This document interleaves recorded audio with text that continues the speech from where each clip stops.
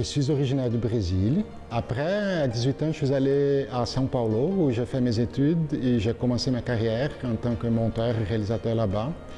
Et à un moment donné, j'ai décidé avec ma conjointe d'immigrer ici, au Québec. Et nous sommes arrivés ici en 2010.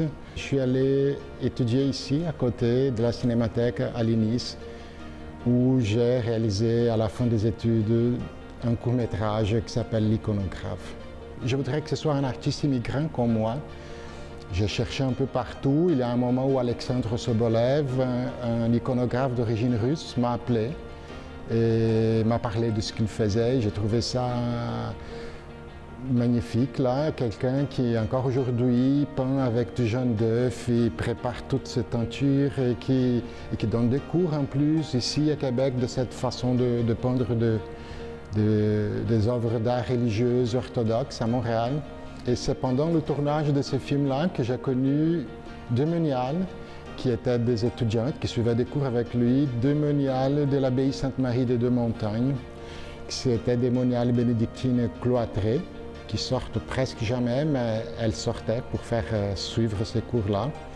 C'est ça, elles m'ont invité à aller les visiter au monastère pour connaître les monastères parce que je ne connaissais pas, je n'étais jamais allé à un monastère avant. Et c'était lors de cette première visite qui m'est venue l'idée de faire peut-être un jour un film là-bas avec elle parce que ça me semblait quand même mystérieux pour quelqu'un qui n'est pas très religieux comme moi. À peu près 9 mois plus tard, de plusieurs visites, j'ai décidé de louer un équipement et d'y aller comme pour faire un premier bloc de tournage. Et là, finalement, elles ont décidé là que oui, je pouvais tourner. Ça a pris quand même presque un an. Elles m'ont invité à aller de l'autre côté de la clôture et connaître un peu plus leur quotidien. J'ai continué à tourner longtemps. J'ai tourné 2 ans pendant les 4 saisons. Mais au moment de faire le montage, finalement, j'ai décidé de ne garder que le premier gros bloc de tournage à l'hiver 2014 parce que finalement, je pensais que ce qu'il y avait de plus intéressant, c'était exactement ces moments où on essayait de s'apprivoiser mutuellement, où moi je les observais, elles m'observaient à leur tour, et ce rapprochement graduel on commence dehors et graduellement on se rapproche, on apprend à se connaître.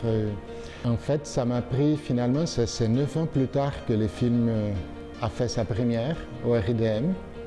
C'est pas par hasard, c'est sûr qu'il y a une quête de sens qui est à la base de ça. J'ai appris qu'elles voient Dieu un peu partout.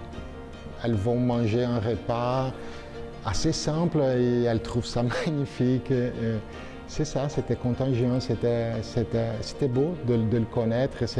J'y allais pour faire de la recherche, pour tourner et je sortais un peu léger. Il n'a pas un parti pris de début de je veux montrer, je veux passer un message. C'est plutôt on observe et on laisse que les gens qui regardent les films puissent en penser ce qu'ils veulent du film et de cette vie-là. Et je ne pose pas la question, mais pourquoi avez-vous décidé de devenir moniale? C'est pas ça le but, c'est vraiment de connaître comment elles vivent et comment ça fait du sens pour elles, cette vie contemplative. On a fait des films au Québec dans les dernières années sur des communautés monastiques, mais c'était presque toujours des monastères qui étaient en train de fermer leurs portes. Et on montrait exactement ce qui est les moniales qui s'en vont dans une résidence, des choses comme ça. Et j'étais content de faire un film, pour une fois, qui soit sur une communauté monastique qui n'est pas en train de fermer ses portes, qui est encore vivante, qui essaye, qui croit encore qu'ils ne vont pas avoir besoin de fermer ses portes.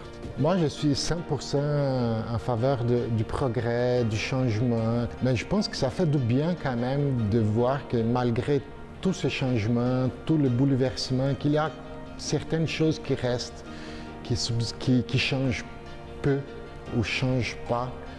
Je pense que ça fait du bien pour tout le monde d'avoir des repères, des choses comme ça, comme c'était il y a 80 ans ici au Québec ou 300 ans en Europe. Ça nous apporte aussi une certaine paix. J'espère qu'elles seront toujours là.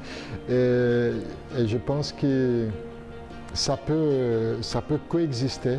Je trouve que c'est très bien de voir qu'il il y a des choses qui ne changent pas, qui n'adaptent pas, qui sont toujours là. Ces chants grégoriens-là qu'il a chantés chaque jour, les prières à la fête, chaque jour comme c'était fait il y a 1000 ans, je trouve ça beau et fort et important dans la société aussi.